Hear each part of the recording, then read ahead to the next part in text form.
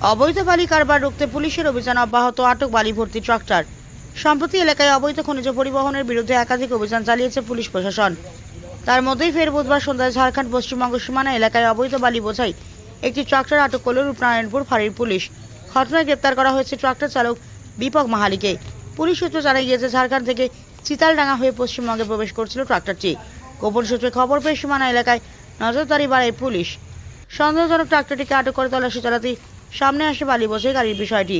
প্রয়োজনীয় নথিপত্র দেখাতে না পারে গাড়িটি বাজেয়াপ্ত করা হয় এবং চালককে গ্রেপ্তার করা হয়।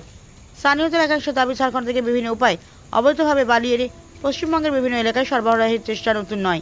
প্রশাসনের কড়াকড়ি বাড়লেও মাঝে মধ্যে পাচারকারীরা নতুন রুট ব্যবহার করে সক্রিয় থাকার চেষ্টা করে। ফলে বুধবারের এই ঘটনাকে কেন্দ্র করে ফের সামনে এলো অবৈধ বালি পরিবহনের প্রশ্ন। পুলিশের প্রাথমিক অনুমান, আটক হওয়া বালি চালানের পেছনে বড় কোনো চক্র জড়িত থাকতে পারে। ধৃত চালককে জিজ্ঞাসাবাদ করে বালির উৎস, গন্তব্য এবং এই কারবারের সঙ্গে যুক্ত অন্যান্য ব্যক্তিদের সম্পর্কে তথ্য সংগ্রহের চেষ্টা চলছে।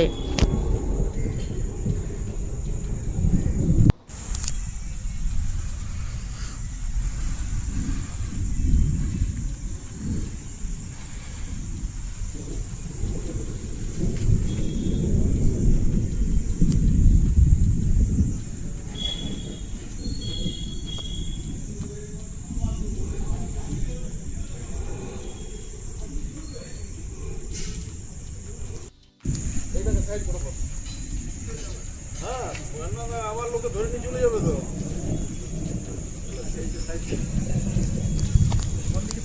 এই গাড়িটাকে প্রথমে দিকে রাখো, তোমার গাড়িটা বার করো।